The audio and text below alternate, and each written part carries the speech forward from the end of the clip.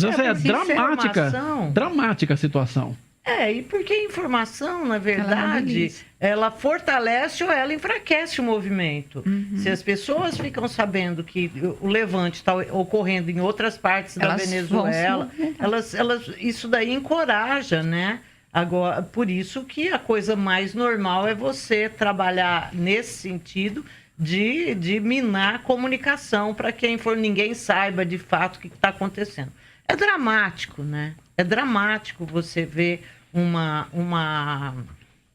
nação, a nação que foi a Venezuela, quer dizer, um dos países mais ricos em petróleo, chegar nessa situação em que chegou.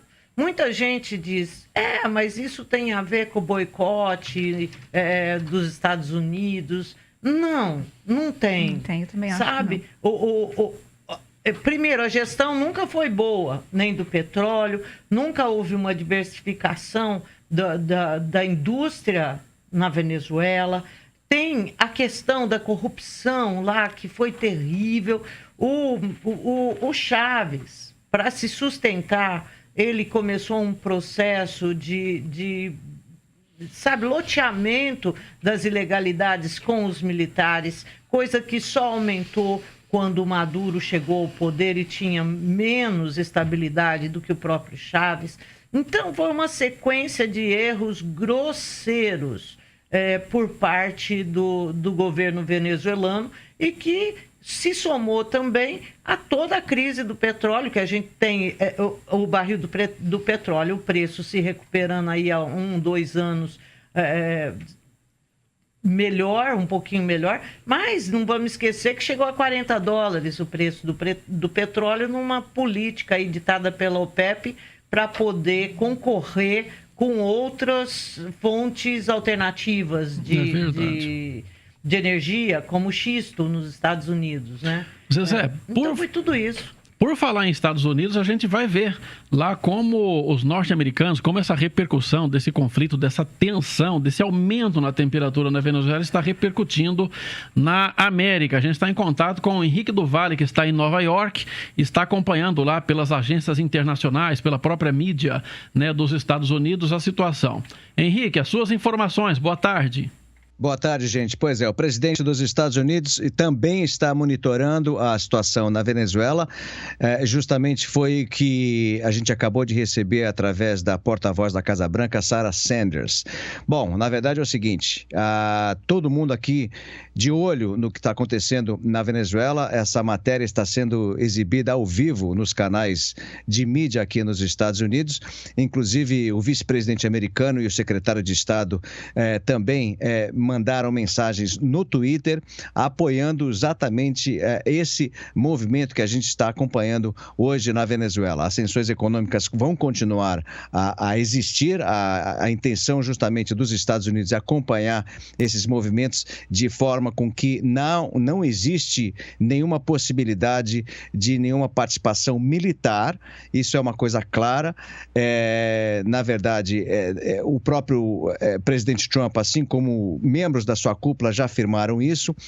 Outra pessoa muito importante nessa questão aí é o senador Marco Rubio, que também, através da sua conta no Twitter, está apoiando o movimento, ou seja, existe uma coesão americana de forma com que esse movimento seja resolvido entre os venezuelanos, não havendo nenhuma participação militar. Dessa forma, não somente o presidente Donald Trump, mas também outros chefes de Estado, como o Vladimir Putin, presidente da Rússia, que por acaso está também acompanhando os movimentos na Venezuela, já afirmou inclusive que apesar da Rússia hoje ter militares na Venezuela, não vai de forma alguma ativar esses militares no país para poder trabalhar em qualquer tipo de envolvimento. Então é justamente isso que a gente tem acompanhado justamente por aqui. Henrique, boa tarde. Zezé falando, Henrique. Tudo bem? Henrique, essa posição, então, de não haver apoio militar ao Guaidó lá na Venezuela, ela é tanto dos republicanos quanto dos democratas? Exatamente. Existe uma um acordo, vamos dizer assim, entre os democratas e os republicanos, de forma com que esse problema seria um problema que seria resolvido entre os venezuelanos. Não existe, por enquanto, nenhuma informação de que os Estados Unidos vá trabalhar de forma militar nesse movimento que a gente está acompanhando hoje.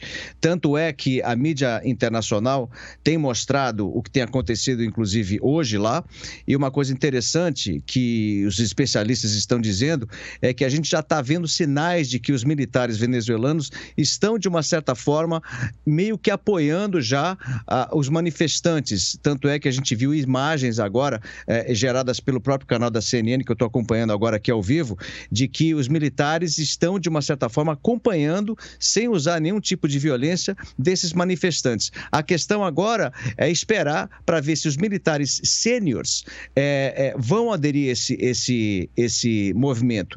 E uma coisa que foi falada aqui é justamente a questão de que esses militares sêniores, no caso, que benefício que eles teriam quando eles mudarem, vamos supor assim, de lado, né?